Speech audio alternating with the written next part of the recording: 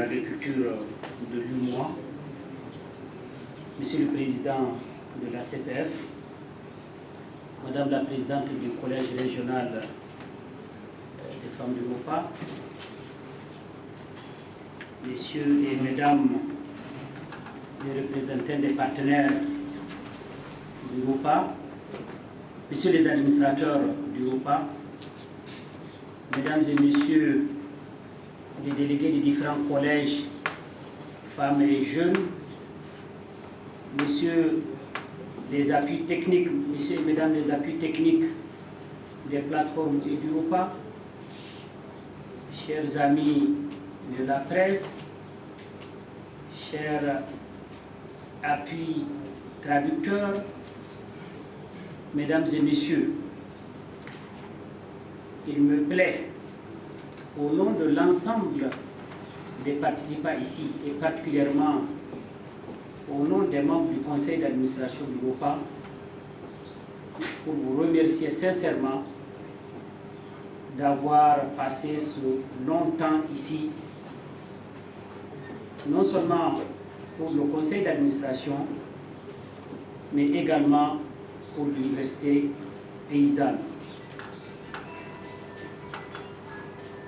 Je pense que lorsqu'on avait décidé à Banjul d'embrasser cette question d'université paysanne, il y avait beaucoup de doutes dans nos têtes. Les gens se demandaient de quoi veulent-ils parler ces paysans-là. Une université au niveau des paysans, qui va donner la formation, qui va recevoir la formation, qui va leur donner les moyens pour faire une université. Autant de questions. Je pense que maintenant, la lumière a jailli.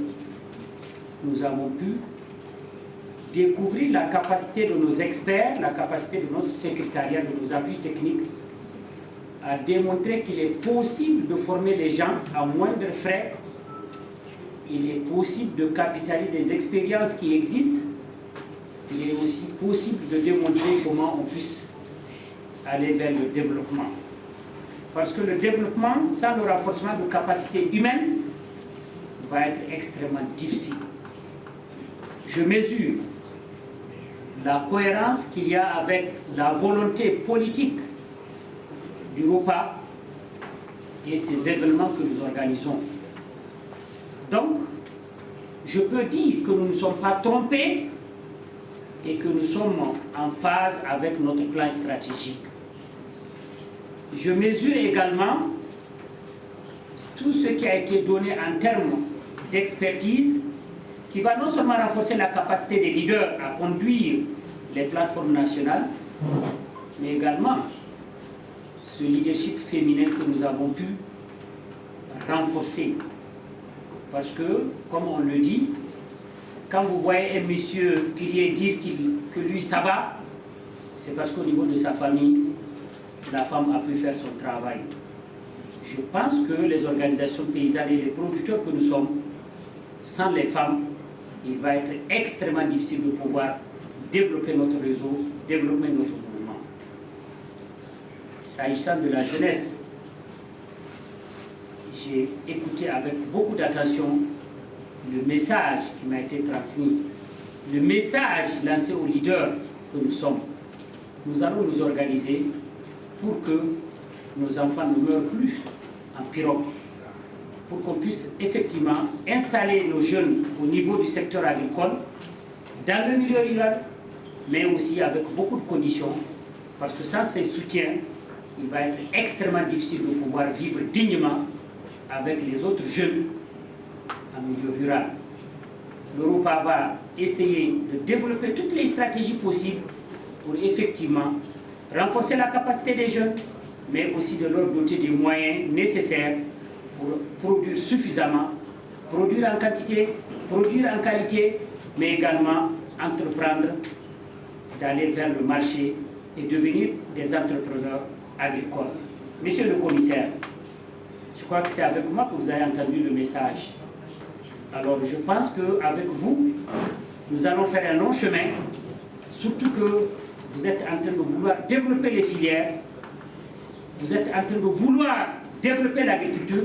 Je pense que la meilleure façon de nous soutenir, c'est de nous aider à soutenir ces jeunes, c'est de nous aider à investir dans l'agriculture parce que c'est là la porte d'entrée pour non seulement réduire la pauvreté, mais également créer de la richesse, mais créer aussi des emplois.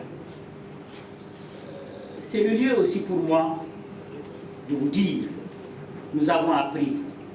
Mais qu'est-ce que nous allons faire avec ce que nous avons appris? Je pense qu'il est important que chacun prenne un engagement ici pour que d'abord, dès son retour, faire une restitution, mais également pousser pour qu'on aille encore de l'avant. Parce que nous avons un défi. Hier, on était ici sur les questions des APE. La question de l'accaparement de terre était là. Les questions de semences, autant de défis pour nous. La région nous attend. La population accroît. Donc nous devrons mobiliser beaucoup de ressources, beaucoup d'énergie, beaucoup d'intelligence pour qu'on ait des alliances stratégiques pour pouvoir vaincre la faim, changer l'image de notre continent. Je vais aussi vous demander de remercier sincèrement le directeur de l'agriculture de l'UMOA. J'imagine qu'il a fallu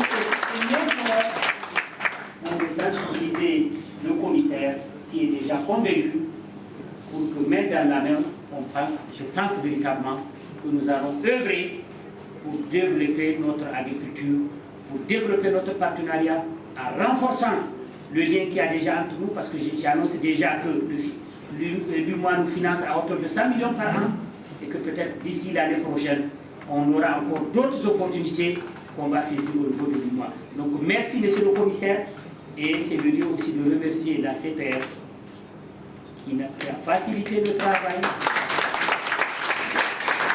le secrétariat qui a passé trop de nuits blanches, les appuis des plateformes, la traduction, tous ceux qui ont contribué, je vous remercie et je suis très reconnaissant. C'est le lieu aussi de remercier le gouvernement burkinabé qui chaque fois fait des efforts pour soutenir les organisations de production, notamment la CPF, mais également qui veut aussi faire de l'agriculture le moteur de notre économie. C'est sur ces mots que je vous remercie et je pense qu'on va se donner rendez-vous au Bénin en décembre 2014 avec beaucoup de volonté, avec beaucoup d'expertise, avec beaucoup de carré ici. Je vous remercie.